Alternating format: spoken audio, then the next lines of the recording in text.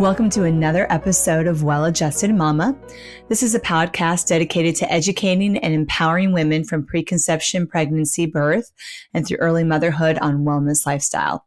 I'm your host, Dr. Laura Brayton, and I'm a maternity pediatric chiropractor as well as mother who has hand-selected experts in natural holistic healthcare specialties to shine light on options and choices during this exciting phase of a woman's life.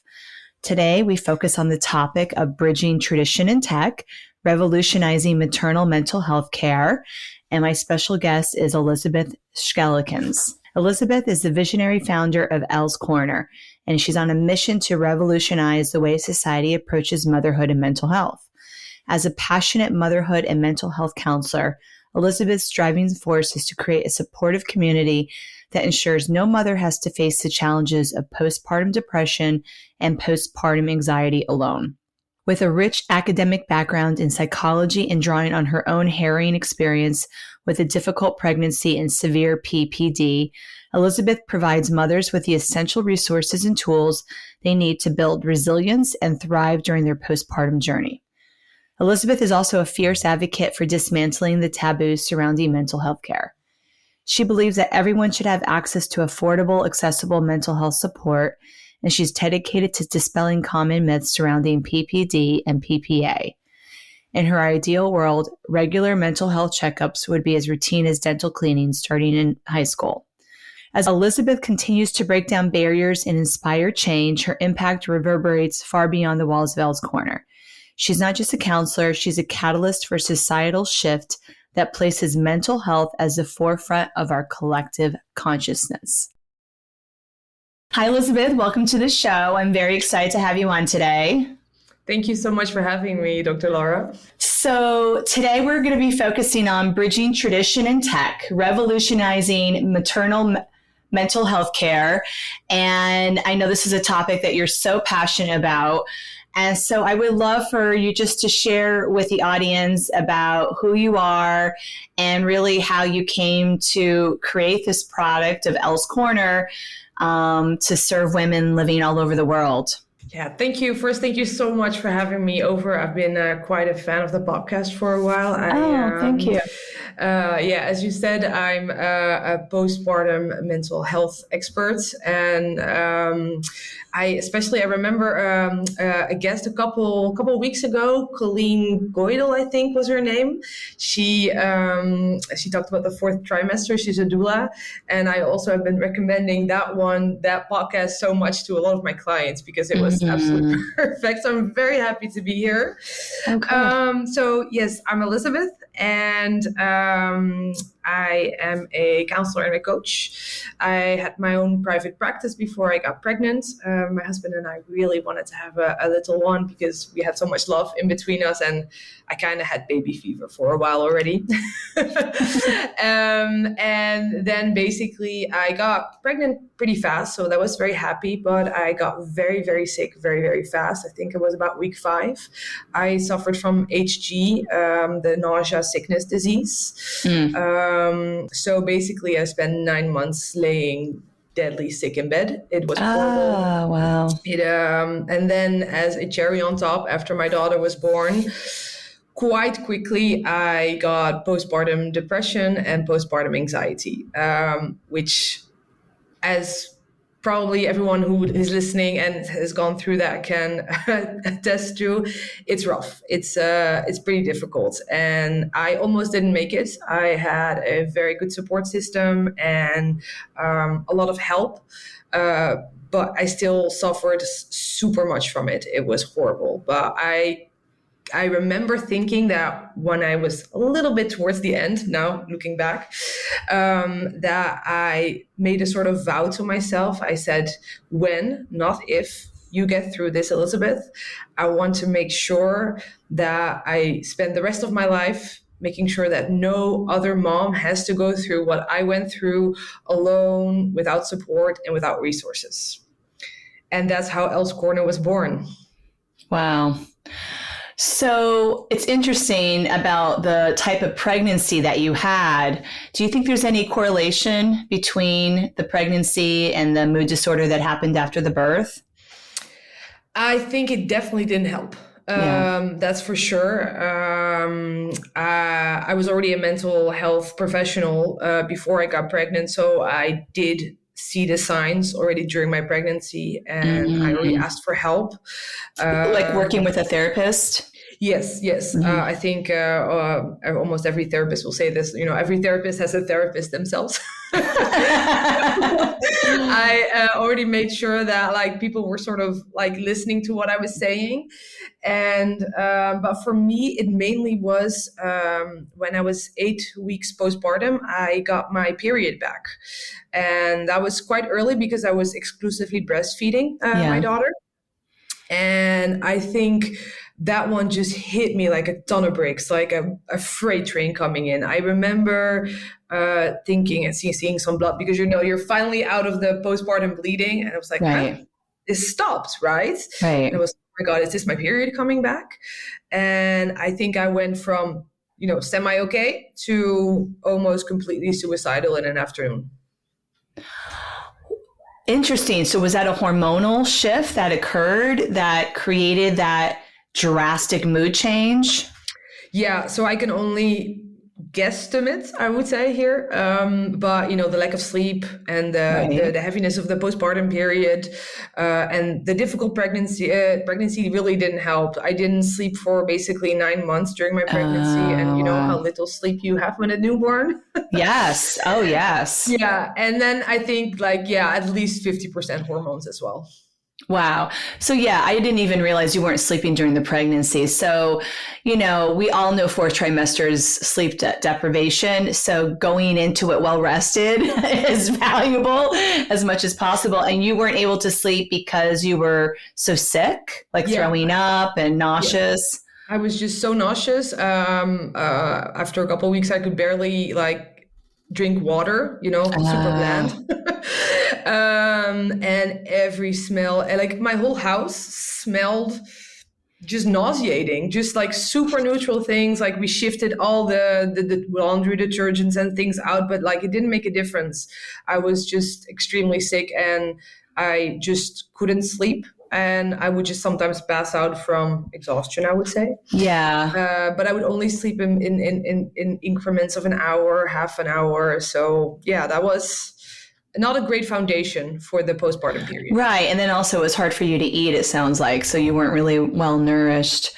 No, I lost a lot of weight during the pregnancy as well. Oh, wow.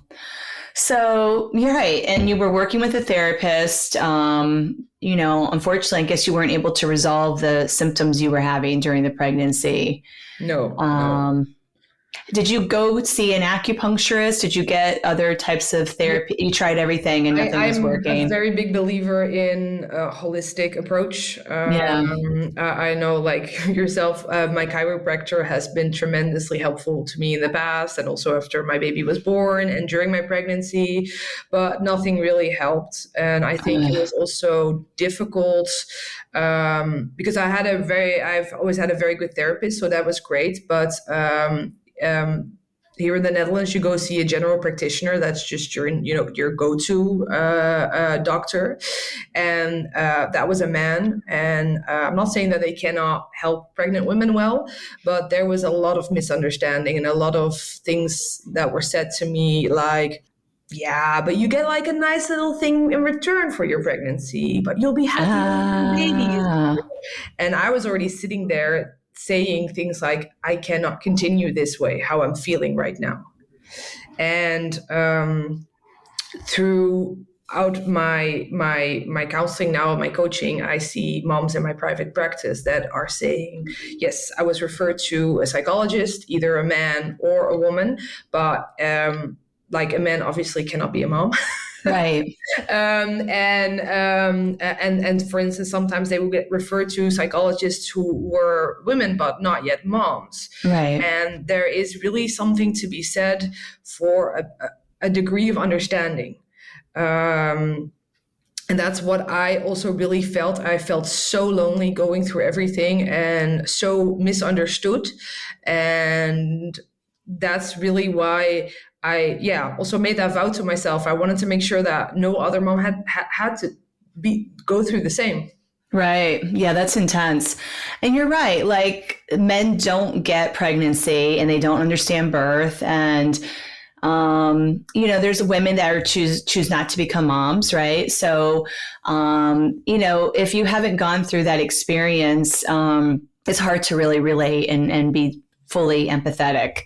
I mean, like, you can be a super supportive partner. I'm not saying that like the partners don't have any role in this, or friends who don't have kids don't have any role in this, or a female partner, of course, but it is a little bit different.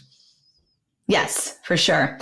So let's go back to the story. 8 weeks, your period arrives, and you just were like, "Oh my God, I don't want to live anymore." Yes. How? Oh my God. So what did you do when you were in that really dark place? It was really difficult and dark. It was also the middle of winter. My daughter was born in January. So, the lighting, I suppose, also didn't help. So yes. Figuratively and literally very dark period. I was very ashamed in the beginning. Postpartum depression and anxiety presents in many different forms for many different moms. But mine presented as extreme anxiousness, extreme overprotectiveness over my daughter, and just extreme alertness. So I was wound so tight, so right. I still couldn't sleep. Right. And I did not want anyone, like I wanted people around me. I was deadly afraid to be alone, but I just really wanted to do everything myself because I thought, this is my choice. This is my baby. I wanted a baby. Of course, my husband did too, but I wanted her. And so I have to make sure that I can do everything myself. I have to do all the nappies. I have to do all the baths. I do all the sleep time, all the routines, everything, all the feedings. And my breastfeeding wasn't really that comfortable. It was quite painful. And we went through some challenges together in that. And so I was very ashamed because I was supposed to love this little bundle of joy, Yes. And I was afraid if I speak up about it, like either I have to go away or my daughter will be taken away from me. And that was the last thing I wanted. So I was very afraid to speak up about it and very afraid to ask for help, and also felt like a failure for asking for help. Wow. Well, thank you for being so vulnerable and sharing that. I had another podcast guest that talked about the mommy wine culture. I don't know if you've heard that episode yet, but if not, I recommend it. I saw it, but I didn't hear it yet. So it was a similar thing. Like she went to her OBGYN feeling depressed after giving birth, and essentially was like, either you suck it up or you're going to have to go to a hospital. Essentially, right? And she's like, well, I can't leave my baby. Really, like almost any mom is like not going to want to make that choice. So it's like, okay, then therefore I can't talk about this. I have to keep it all in. It's shameful. Something's wrong with me, but I just can't. And like when we don't talk about it, that's when we don't get the help we need, right? So what's the solution that well-meaning friends and family were like, well, here, have some wine, right? And then it was just like, that's not how we deal with mom maternal health. Maternal mental health is not about drinking, right? Or any type of substance, right? So that was a really great episode to speak to that, because in the US, it is like a joke. Like, okay, you just had a baby, here's a bottle of wine, like as a gift, right? Now you can finally drink again, yeah. Yeah, you can drink again, and parenting's hard, so you're going to need alcohol. Yeah, you're going to need alcohol to get through parenting, and it's not true. So, so I think you really, make a very good point here about the shame component. So, how did you overcome that? I mean, you were still working with your therapist, it sounds like, right? That was already established relationship. Yeah, so it was nice. And also for me, like I was, like I said, a mental health care professional already before. So like I knew the signs, I knew what to look out for, but it's always different when you're, when you're throwing in shoes it. like that. And so I have such a supportive husband. I have like, he's amazing. And my parents also amazing, like super helpful. And I knew that I could trust them with anything. Still, I was afraid, but I thought I have to do this for myself. And if I cannot do it for myself, I have to do it for my daughter. Because I could still I forgot what it was to be happy. There was just no like memory of that anymore. But I vaguely remembered that I wanted a baby out of love. And the love component in the end won out over the shame. And Okay. yeah, so I told my husband, I said, I just can't anymore. We have to call my parents. And then like they sat down on the couch. I was very serious. And I just said, I can't continue anymore. I can't live like this. There's something wrong. It's not supposed to feel like this. Right. And that was a turning point. We had a therapist. I had like people to talk to. I got into group therapy, all those things. And for me, it meant. I'm sorry to interrupt you. The group therapy, was that just other fourth trimester moms that were in the group? Yeah. Or okay. I went to the hospital, and there was a specific mommy group. Yes. New moms group. Yeah. So it was mostly fourth trimester moms, but even like up to 12 months. Sure. The first year. Yeah. Yeah. And there, next to just individual therapy and other things I was doing, really, it helped being seen and being heard and being acknowledged that others, some stories were different, some like origin stories were a little bit different, but in general, they were just, it was good to feel that other moms, other women went through or were going through what I was going through. Yeah. You're not alone, right? And I think sometimes when we're in that really dark night of the soul moment, it does feel so lonely. And it's just like, it's obviously something's wrong with me and no one else has ever experienced this. It's like our brains tell these, crazy stories, right? So it is when you start sharing and communicating and talking and connecting, that's where we realize that we're not alone. That's so important. In psychology, we often refer to like the shared experience that connects people and also helps on the way to recovery a lot. And I definitely experienced that firsthand. Yeah. So you were able to heal from that experience. How long did it take? I think the very dark period, about 6 months. Wow. And it was very difficult for me to be away from my baby, but those were things that I had to do to get better. For me, it was a lot of talking, a lot of therapy.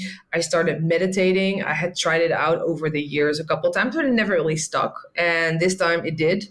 I started going outside a bit more, weather got better, and I went on medication because that was just, for me, that was needed. Wow. And so how old is your daughter now? She's 2.5. She's 2.5. It's amazing. Here we talk about this pink cloud, this glow that you experience after birth, what you see in the movies, right?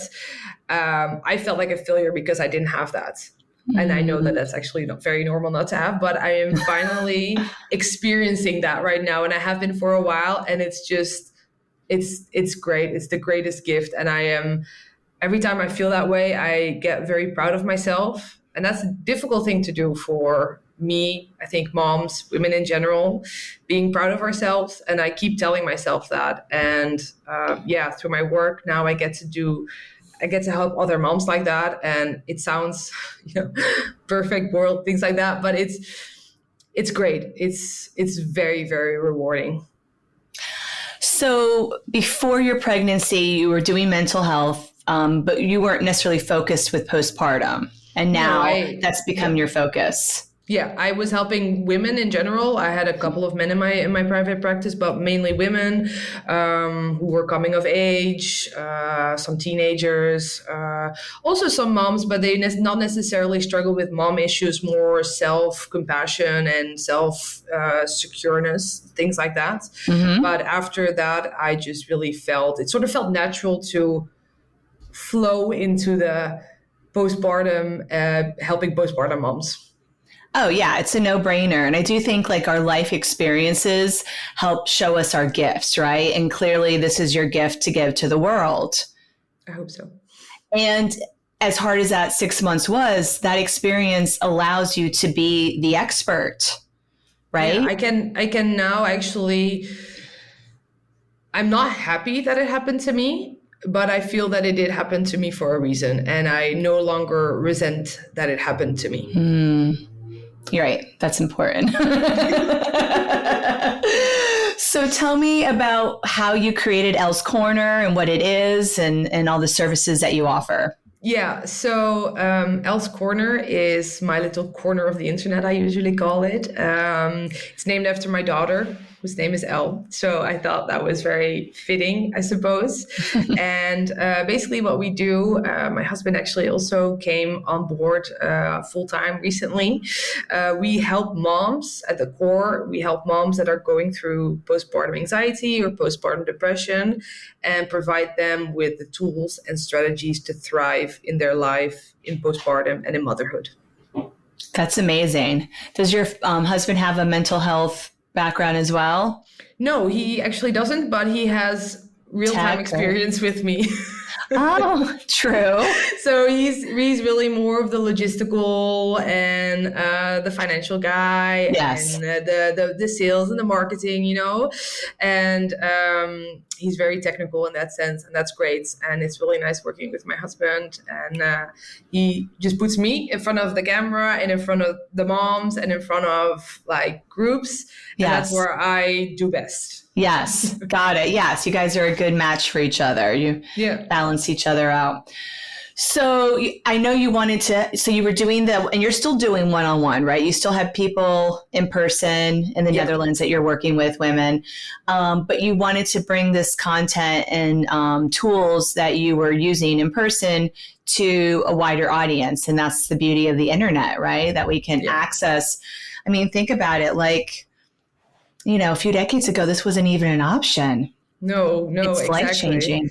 And I know that people complain always a lot about, being always busy, being always connected, but I tend to see it in a good, positive light, because I made, from my experience in my practice, from my own experience, from my academic experience, I made online courses, online modules specifically tailored to postpartum moms and what they're going through. And what I did there is that I took the needs of my real life clients in my practice, and I combined it with what I needed when I was going through my PPA and PPD, basically. Mm-hmm. So for all those moms who are Googling in the middle of the night at 3 a.m., does it get better? When does it get better? Will I ever sleep again? Will I ever feel better? Will I ever feel like myself again? Those are the moms that we help. So we're very much in the niche of maternal mental e-health, I would say. Yes. And this is for a woman essentially within that first year postpartum. Yeah. It could be, I guess, days or weeks after giving birth, or for some women, it could be a little bit longer. I mean, I guess everyone's story is different, right? Of when they really feel that most darkness and need that support. And this is on demand, right? So it could be 3 a.m, they can't sleep. They can start watching the modules. Yeah, well, so what we do right now is that we do a personal intake with every single mom, because it is very important that first reach out of when moms reach out for help, that they're really met with a warm environment. so that they actually get to talk to someone immediately face to face. And from there on, I usually make a very specific, personalized combination of all the modules that I've written to see what works best for the mom. We might eventually go really to indeed click and buy, but this for now feels better because we do online one-on-one coaching, we do group counseling, and we do then a combination of that with the online courses. Got it. So if someone's interested, they would sign up, they would do the personal intake, and then they would get scheduled to do a one-on-one call. Yeah, with, and it all happens very, counselor. very fast because we don't wait with waiting lists or things like that. We basically, I think within a couple of hours, you can get that initial meeting and get started. Oh my God, that is fast. How many counselors are working for Elle's Corner? It depends a little bit on the demand, right? We scale up and scale down as needed. Yeah. But so it's on demand. So if you need a therapist, if somebody puts in, I want a therapist, you get somebody to them within hours, you're saying. Yeah. And then they're creating a custom module protocol essentially for that individual. Yeah, because, for some, every family is different, right? So for some moms, one module might work better than the other. And that's why we do the intake to really, discuss that. And we rely mostly on positive psychology in our modules and the way we work. And that the most important success factor, I would say, there would be discipline. And discipline usually has a pretty negative connotation, but we use it in like a very positive way because you have to keep showing up for yourself. We want to create self-love, self-care, all those things. And the greatest gift you can give yourself in this really difficult period, if you are experiencing a rough postpartum period, is this discipline for keeping to show up for yourself. And that's what we talk about in that first session, and to make sure that no one falls through the cracks. Right. That's the accountability component. And over and over, every single episode, I talk about mama self-care. And, nobody has to be like the moms you're talking to. They don't have to be disciplined about caring for their newborn, right? Like that's automatic. It's like, if it's unconscious, it's like, of course I'm going to care for my newborn, but caring for ourselves can be really hard, right? Putting ourselves first can be really hard. And yet it's so important. They have to start taking care of their newborn mom selves. Yes, which is a different version. Yeah. It's a different version. And, self-care might have looked before like reading a book for 5 hours on the couch without like a bag of chips and doing nothing. Sure. And that might not be a reality in the postpartum period. And that's okay. And you find the self-care that's appropriate at that stage in your life. And that's even changes as your children get older. And as women, we go through our life stages. So our self-care will need to adapt. Right. So I think that's really important, is just kind of taking inventory of where am I at now and what do I need? Yeah, exactly. For us, what is the most important, I would say, is that, everyone on the internet screams, do self-care, take a bubble bath, do your skincare routine. And that is not essentially what a self-care is. The most important part is for us that we teach our moms tools and actual strategies to keep incorporating that. So they very, very concrete. They make a list for their husband and put it on for their husbands or their whole family, put it in front of the fridge with 2 5-minute activities for self-care, 2 10-minute activities, a 30-minute activity, an hour activity, so that, the whole family is actually included in the self-care responsibility for mom. Oh, so the mom writes out what her self-care is and then puts it in a public place so her family helps to hold her accountable that it actually gets done? Yeah, that's one example of an exercise. Of course, we have many, because it's about getting into habits, making sure that it always happens. Yes. But that is, I think usually in one of the first modules that I make moms go through is print out this like nice little printable or just write it down. It doesn't have to be difficult. You write down different activities and discuss it with your family so that you make them responsible as well a little bit. Right. Well, they also really understand that this is a priority. And I think even sometimes the most loving partners don't know how hard it is to have just given birth and to care for this baby. And so they need a little bit of education, really, right? Yeah. Because their postpartum experience is different. Right. Yeah. And so I think that's part of that communication of like, this is what I need right now. And partners can't read our minds. Right. So if we don't tell them, then they're not necessarily going to just intuitively know. No, we shouldn't expect them to either. Like they don't have a glass bowl. They can't see what we're going through. But that's also, we almost always also include a partner module in our online courses that really goes through how a mom is feeling, how a dad is feeling, because, it's not only about the mom, it's about like the whole family as a unit, right? And how to get back on very simple things like date night or making sure that you live up to each other's expectations, those things. And it's a very important part as well in postpartum. It is important. And, I mean, I don't know if you can even speak to your husband's experience during your 6 months.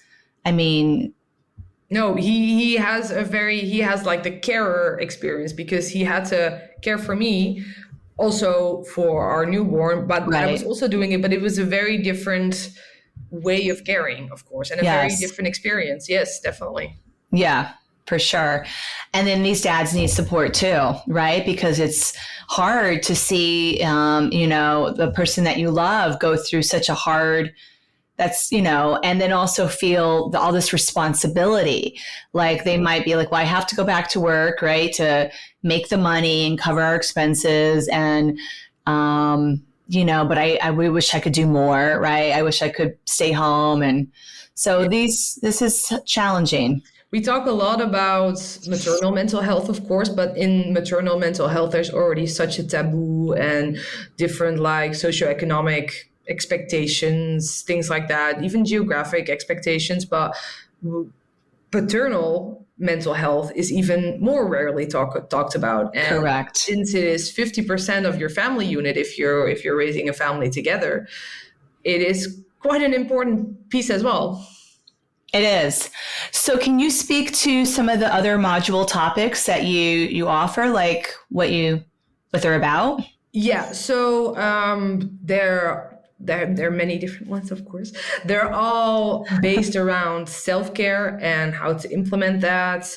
There's a module on like your relationship as parents, the really SOS postpartum part of different courses is how to deal with anxiety and how to deal with your stress response and process a little bit of that trauma that most moms experience during birth. We use trauma psychology and again, positive psychology a lot to rephrase experiences and, build up things, gradual exposure therapy of moms who are too afraid to get out of the house. So, it's very simple. Make it down the driveway, go get your milk, go back inside, go get a pacifier, and then because moms think, okay, now I have to do grocery shopping with this baby. I have to go do everything at once. But that's not how it works when you have a bit of trauma and much anxiety. So you're really speaking to like healing PTSD. You didn't share your birth experience. Did you have a traumatic birth? Well, I always say my birth was actually the easiest part of the whole pregnancy and the postpartum period. That being said, I delivered vaginally. I was induced, which was not ideal, but I was 41 weeks plus 5 days or something. And I couldn't do it anymore. It was, you were feeling really crappy for 9 months. And actually more than 9 months, 10 months. I said, get this baby out of me. And so I was induced. And in the beginning I said, no meds. I want to do it au naturel. I want to be like in the moment, my birth ball, my bath, and to each their own. Because I thought that's what I wanted. But because of the induction meds, I got a contraction storm, I think it's called. So I had like really intense and painful contractions. And then I just begged for an epidural. Yes. If you were given Pitocin, the body's not, designed to manage that level of intensity. No. I think I had that for about 4 hours because the anesthesiologist had to be free. He was in a different operation. So, and then they jabbed me in the back. And then I was like, oh, whew, this is good. I had a walking epidural, I think, so I could still move my legs a little bit, which was very comfortable, I would say. Well, yeah, as comfortable as birth can be. And then my baby came quite quickly, I would say. I was dilated quite fast, and she had a little bit of trouble towards the end. And then my OBGYN told me, okay, this baby has to come out within 10 minutes or we're going to have to do like a C-section or a different intervention. And I was like, yeah, I'm not going to do that. So I was like, this baby's getting out in 10 minutes. And I did. And it was actually easy. I had like a ring of fire for a little bit, but for me, the pain was super manageable. I mean, it wasn't great, but I would take that any day of the week over my nausea. I was going to say, in general, that doesn't sound like a traumatic birth experience. No, the traumatic part was a little bit later because I didn't stop bleeding. They actually told me you have a hole in your vagina. And I was like, yeah, but the vagina, is it a hole? It's a hole. And they said, no, next to it. And I was like, what are you talking about? Long story short, they wheeled me away about 30 minutes after the birth. And they said, oh, it's going to be fine. You're going to be back within like 20 minutes. And that's okay. So my husband's sitting there, skin to skin with our daughter. And I was like, okay, see you guys soon. And in the end, I was gone for 3 hours. Oh, they had to stitch you up? Yeah, they had to take me to the OR actually, and there the bleeding didn't stop. My blood pressure got dangerously low about 5 times. I had to be shut up with adrenaline. I lost a lot of blood, and so I was gone for 3 hours. And my husband actually didn't know if I was like dead or alive because they said I would be back in 10 minutes. We had this newborn baby and he was like, oh, what do I do? So I feel really bad for him as well. It's very scary. Okay, this is the trauma part I didn't know about. Yeah, that's okay. But still, compared to the pregnancy and the postpartum depression afterwards, I still would describe my birth as pretty doable. Wow. Even with a 3-hour surgery, they had to cut you open? Yeah. Oh my God. So you did have a C-section, like vaginal and then a C-section. Yes, sort of, but like not, I think they more cut me open, I think around my labia. So around there. So I don't think they had to go back into my uterus, but okay. So that was positive, I would say. Wow. Well, Elisabeth, I mean, you're just such a beacon of hope for women that are listening, that are looking for resources. And, you created this product that I don't really know in the American market. I'm sure you researched. Is there other similar products out there that are specific for postpartum mood disorders? Obviously there is traditional therapy that women can still go to, and I'm sure there's others, but where Elle's Corner really differentiates itself, I would say, is that we focus on e-health. It's very accessible. It's very accessible from any geographic location, socioeconomic background. We use a lot of new technology like microlearning and gamification, which contributes to really making sure that you get better. You get the tools, you get the strategies, you get the repeating interventions that you need to get through this. I'm not familiar with that gamification in microlearning. Can you explain that? Yeah. So I don't know, when you went to school, like you probably had to like learn like textbooks and chapters and all these things. Oh and yeah, quizzed around it, and I actually don't know how I ever got through that. But the newest insights, and I think that also has to do a little bit with the new Gen Z and stuff coming up. They are glued to their phones. Yes. Everyone is a little bit, and attention spans dramatically decrease. And what now the latest research actually promises, I think is the wrong word. What the latest research shows is that if you have a little bit of education information and you chop it up into like very small pieces, that is called microlearning. And then you are much more easier. You tend to much more learn faster, learn more, learn faster, learn easier. And that is really great, especially when, you have a newborn and you want to get better, but you don't have like the time to talk like 3 hours a day to a therapist or go somewhere. These are just small lessons, small pieces of information with a little exercise that you can immediately do. That's what we do in our courses. And in that way, we micro-learn with our moms. And so it's much more effective. Is this like a 10-minute, like little bite-sized piece, or how long are we talking? Could even be 5 minutes. Wow. I always have, I try to make, when I'm in writing mode, I try to write a piece of education information and then a piece of exercise. And then if moms want to dive deeper into the topics, I have a little section on extra reading material.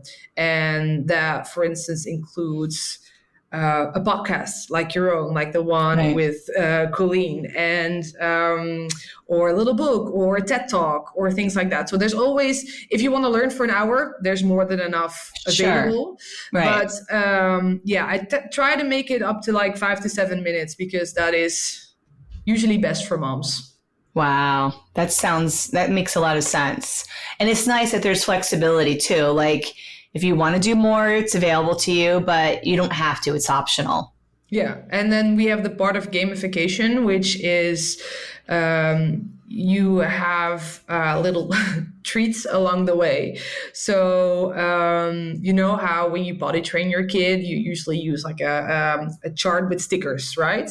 So every time they go on the toilet, they get a little sticker, and then like they have the whole card full. And that just turns something on in our brains where we're like, oh, yay, this is nice. So every time we complete something, especially the moms in my practice, we celebrate small achievements, small goals. And through that's also scientifically proven. It's just much more effective. It's it's amazing. I don't actually have the numbers right now. I'm very well versed in it, but it's much better than traditional approaches. So it's almost like that little reward center in our brain that makes us want to keep doing the action, right? Yeah. So imagine you have a big textbook of very boring material, right? And like on every little paragraph, you put a little gummy bear. And every time, once you read the paragraph, you get to eat a gummy bear. And that creates a dopamine and like a whole chain reaction in your brain that we sort of utilize. Right. The neurotransmitters, man, let's put them to use. Exactly. So when women are doing this program, like what is their, do they graduate at a certain point? Like, what does that look like? Yeah, of course, there are many different stages in between to make sure that we don't work towards an unattainable goal. But yeah, and there's no like rush, right? This is not a race, right? No, everyone has a different your own trajectory, and like eventually, hopefully, we aim to graduate all moms. And obviously, the greatest accomplishment achievement is getting out of your postpartum anxiety or postpartum depression. But there's like a certificate and things like that. We're actually working with a couple companies now to make like a little gift basket when you're finished. And that ties into the self-care part of it again. And yeah, like that. Oh, I love that idea because, yeah, you want to really celebrate. Like that is an accomplishment to have done the work, Yeah. right? Yeah. When you don't really want to, right? No. You're, Yeah, yeah. definitely. Wow. That is exactly what it is. Yeah. And I think one thing I too want to mention with the self care is, I think even sometimes women are doing it because they want to be good moms, like they're doing it for their child, right? But ultimately, we're women first, right? So we really, if there's a way, like we want to do it for ourselves first. Yeah. And of course, everyone around us will benefit. Yeah. But we don't do it for our families. We don't do it for our child. We don't do it because we want to be a good mom. We do it because we want to be healthy. And that's one of the most difficult lessons that I see that moms in my practice have to learn, is that indeed you have to do it for yourself. And in order to do it for yourself, you have to love yourself and respect Yes. yourself. And yes. That is amazing because that's, you always hear it in the media and like, you're beautiful the way you are. But like to say it is one thing, but to actually feel it is another. And when you look at moms who just come in versus those who graduate, it is such a big difference. It is, and like that's really like those are life skills. For the rest of your life, you will benefit from that. Yes. And then we're modeling that for the next generation. And Does that potentially mean there'll be less postpartum depression and anxiety? I don't necessarily think so, but I think it will be much more talked about. I think it will be much easier to catch early on. And the help that is needed for moms to get better will be much more readily and broadly available. Because, giving birth and the postpartum period is pretty universal, and yet it's very unique to every single mom. Yes. So I don't necessarily think the rates will go down that much, or maybe it will. I hope. I'm optimistic. I generally hope so. Yeah. But I think it doesn't even, it's not just the resources, it's the preventive part, right? And culturally, as a community, how are we helping to support women so that it never even occurs for that mom? So maybe in the future, hopefully, like we don't have moms that fall super deep. They're caught before it gets like past a really bad case of the baby blues, right? Mm-hmm. Right. That would be ideal for me. But right now, I think about 10% of women everywhere get postpartum depression, but those are only the ones that are actually noted and taken into the statistics. And healthcare professionals think it's more around 20 to 30%. Right. And do you see that certain parts of the world are higher than others? I'm not sure, but I just read a really big study from Sweden. It was Sweden or Norway, I'm not entirely sure.